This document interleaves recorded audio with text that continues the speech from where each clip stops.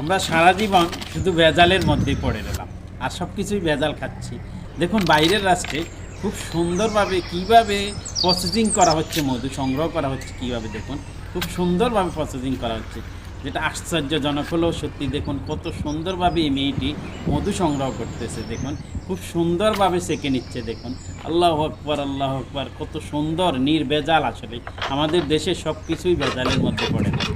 আসলে দেখুন বাইরের রাষ্ট্রে খুব সুন্দরভাবে সূক্ষ্মভাবে কীভাবে মধু সংগ্রহ করে, দেখুন দেখুন কত সুন্দরভাবে মধুগুলো সংগ্রহ করা হচ্ছে।